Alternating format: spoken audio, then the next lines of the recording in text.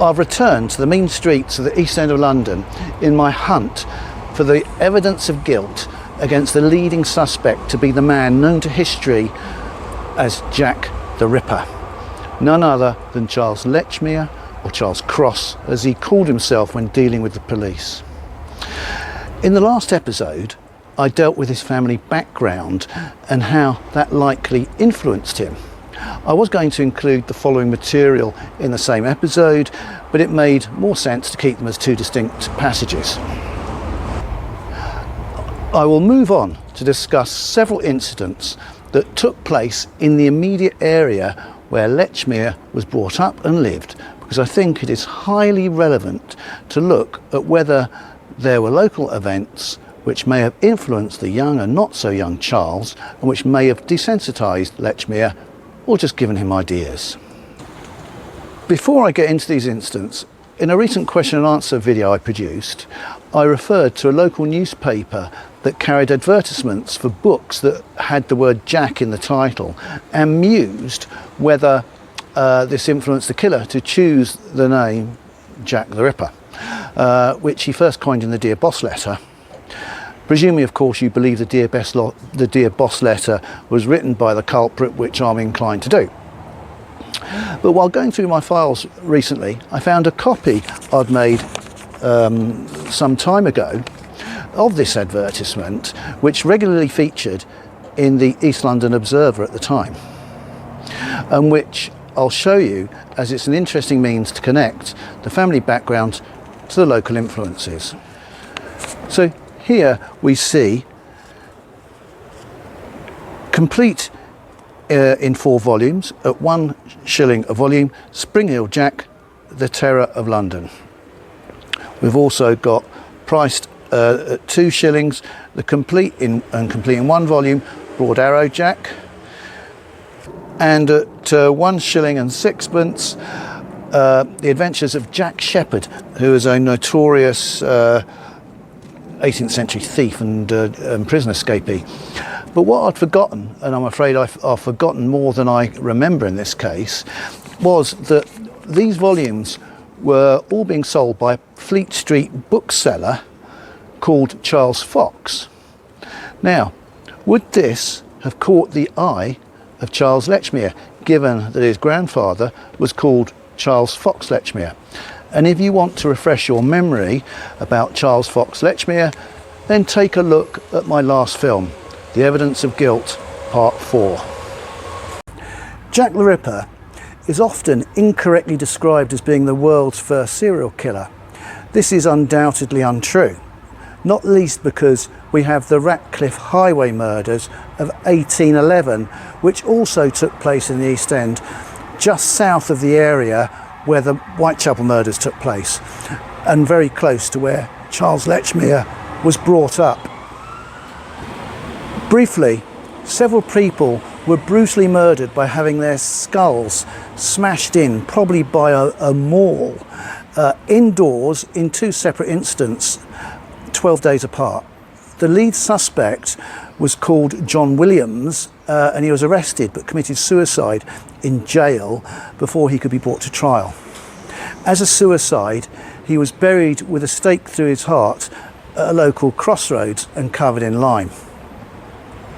The 3 victims of the first murder, the Marr family, were buried in St George's in the East graveyard behind me here. The 4th, an apprentice called James Gowan, was buried at Baptist burial grounds in Guzman's Fields in this direction.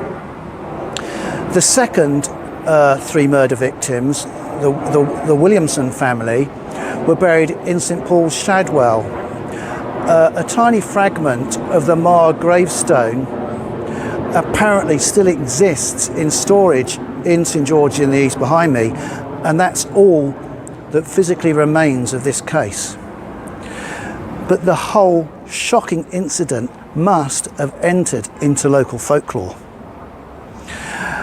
However, clearly the burial of the presumed culprit, Williams, must have been forgotten.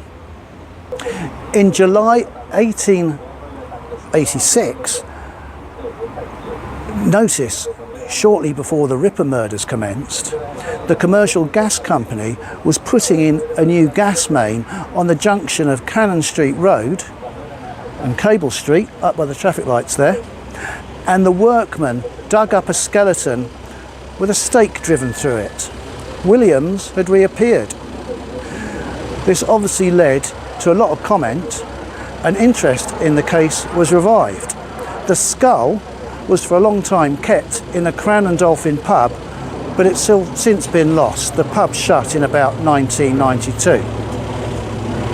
So the Ratcliffe Highway murders would have been a gruesome local legend in Lechmere's youth. And there would have been a grim reminder just 2 years before the Ripper murders commenced and a year before the Torso murders recommenced, with the rediscovery of Williams's corpse.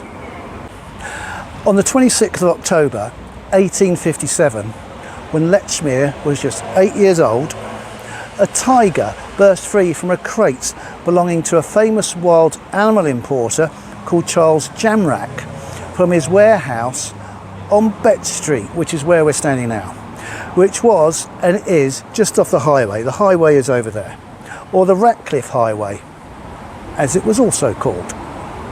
Actually, very, very close to where those murders had taken place.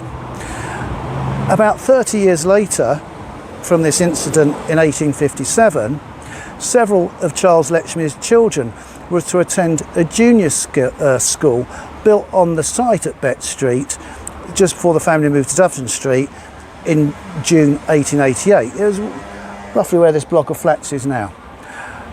And when he moved in June 1888, that was, of course, just a couple of months before the Jack the Ripper murders started.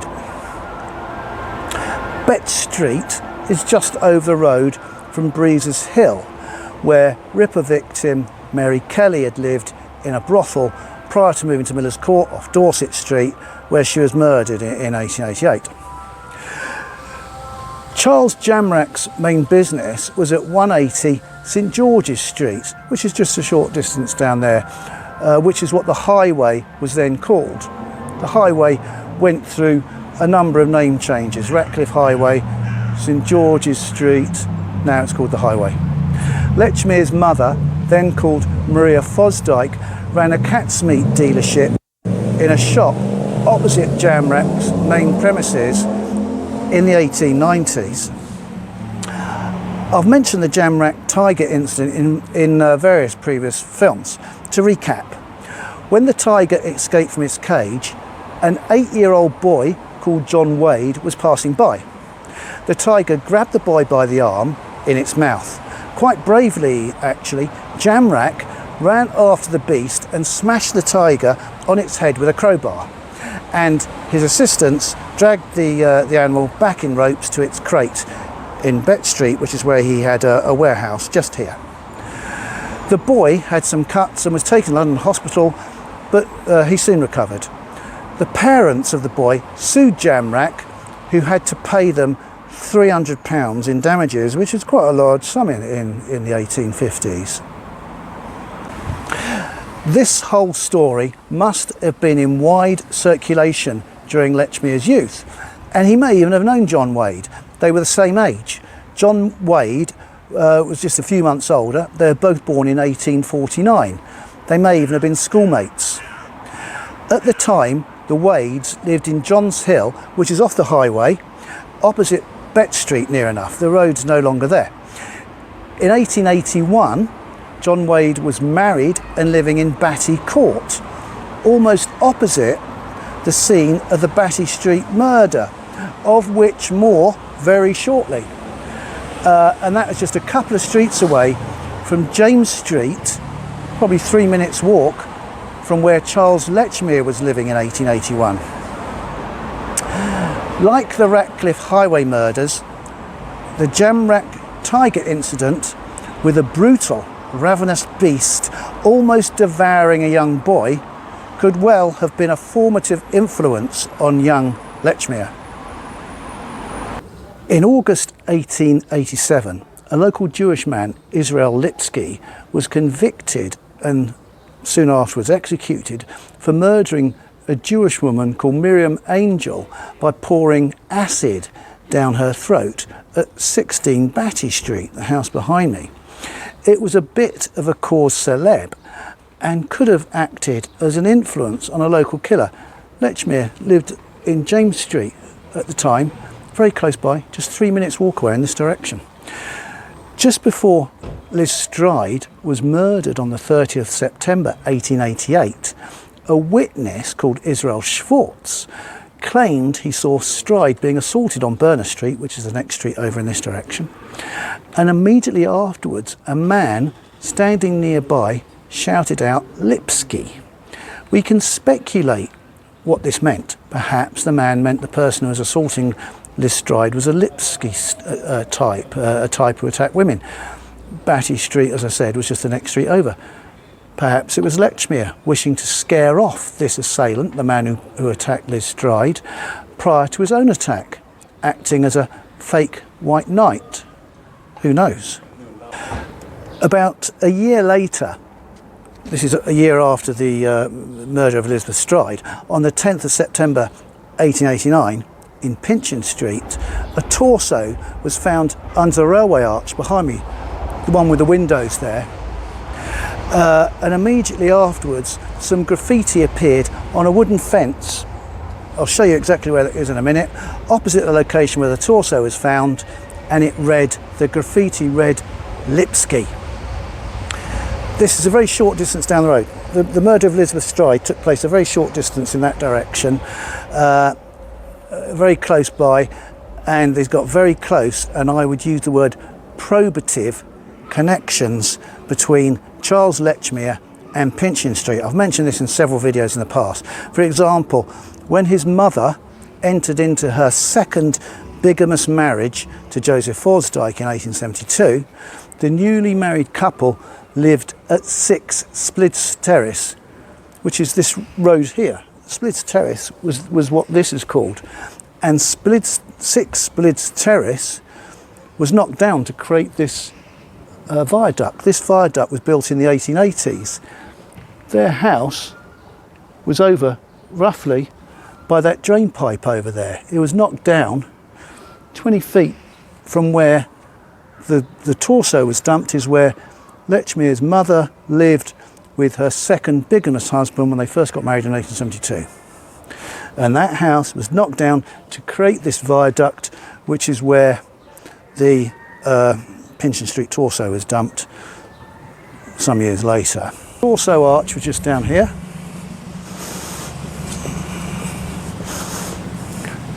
With the torso literally found just in here, and the graffiti that read Lipsky was here. This warehouse wasn't there, it was a wooden fence, and that's where the graffiti was written, just down in this direction.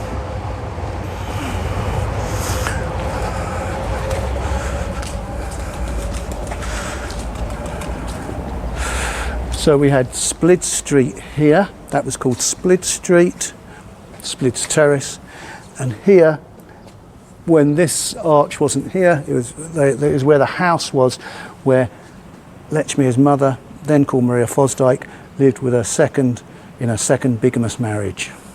Was the use of the term Lipsky on the graffiti another reference to an attack on a woman, linking the murder of this unknown woman who was the torso victim, the dismembered trunk that was found under this railway arch? Was it a way of linking that murder, presumed murder, to the murder of Miriam Angel 2 years earlier? Or was it just an anti-Semitic reference, similar perhaps to that other piece of graffiti, the Galston Street graffiti, which again I've also mentioned in several other films, which famously read, "The Jews are the men that will not be blamed for nothing," and which was associated with the murder of Catherine Eddowes on the 30th of September 1888. I can't help but think that the Lipsky case influenced the mind of the Ripper, and the Lipsky case was very big news in these streets around here, the streets in which Lechmere was brought up. Geography is important, not necessarily geographic profiling as such, but geographic familiarity. The areas we've discussed would have been very familiar to Lechmere from his youth. If things like this had happened on your very doorstep, then they will inevitably have some sort of impact on your subconscious, and that is why they are evidence of guilt. And we will have a quick look at my map and see how very close they are, all these events are, to Lechmere's stamping ground. Here we have my map of the East End at the time of the Whitechapel murders, and the white tokens represent the locations of Whitechapel murders within the Whitechapel area. And we also have Lechmere's house at Doveton Street, which is where he was living at the time, and where he worked at Broad Street. And it's often said that the Whitechapel murders took place in a very confined geographical area. Well, the areas where we've been discussing today have been in an even tighter geographical area, this tiny little district over here. And we'll have a closer look at that now. So we have the Ratcliffe Highway murders, here and here. We have the location where the presumed murderer was buried and later dug up, Williams, at this crossroads. Then we have the Jamrack incident, which happened at Bett Street here, and the Jamrack's actual shop was there. This is where Mary Kelly lived, off Breeders Hill. Lechmere's mother had a shop opposite Jamrack's shop at one point as well at the same time, and he also had his children's going to Bett Street School there, where Jamrack's warehouse was. And just opposite Bett Street is where the victim of the Jamrack's Tiger incident lived. Then we have this green cross is where the Lipsky murder took place. This is where Elizabeth Stride was murdered. This is where the Pinchin Street torso was found. This is where Lechmere was living prior to him moving up to Doveton Street at James Street. And these are addresses where his mother was living at Mary Ann Street, and where he and his mother also lived on Pinchin Street, showing that this area was where Lechmere's formative years were spent in, this whole little very narrow district of London. Now, it might be objected that lots of other people lived in this area. Lots of other people did obviously live in this area. Yet, no other Jack the Ripper suspect lived through all of these events in this very tight locality. If you enjoyed this video, then please subscribe, comment below and hit the like button. Keep watching, there's much more to come. Thank you very much.